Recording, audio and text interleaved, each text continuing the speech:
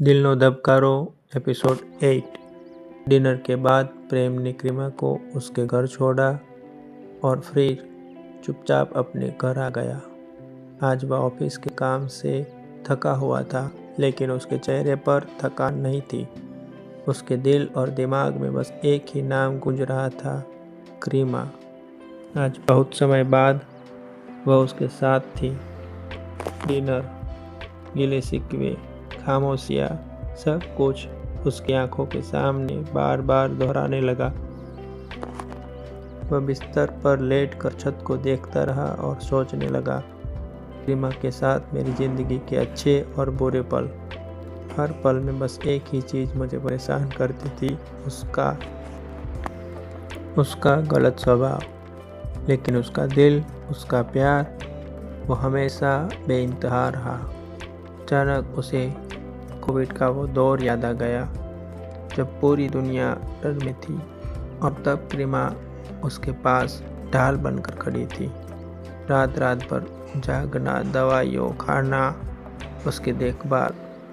वह फुसफुसाया, काश तो उस दिन चली न जाती क्रीमा। अगर वह न गई होती तो शायद आज वो दोनों साथ होते, सुकून की जिंदगी जी रहे होते।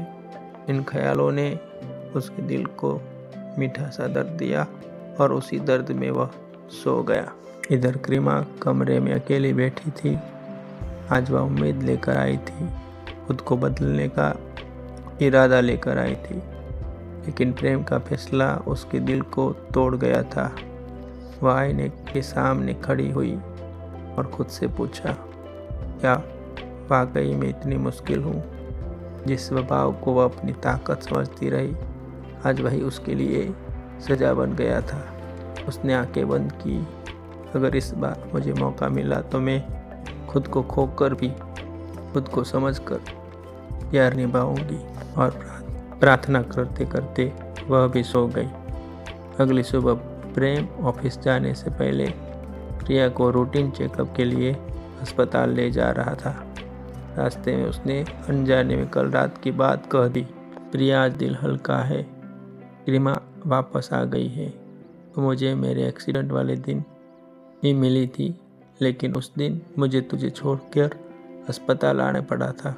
प्रिया ने खिड़की से बाहर देखा। उसका दिल जोर जोर से धड़कने लगा। वह चुप रही, लेकिन उसके मन में तूफान चल रहा था। उसने कितने ख्वाब सजा लिए थे प्रेम को प्रपोज करने के, क्योंकि क्रीमा 1 साल के जिंदगी से गायब थी। ना कॉल था, ना मैसेज था, ना कोई दोस्त था। वह मान चुकी थी शायद क्रीमा अब लौटेगी ही नहीं। अस्पताल पहुंचते ही प्रेम ने प्रिया को संभाल कर अंदर ले गया। ड्रेसिंग हुई। डॉक्टर ने कहा, सब ठीक है, 3-4 दिन पूरा आराम जरूरी है।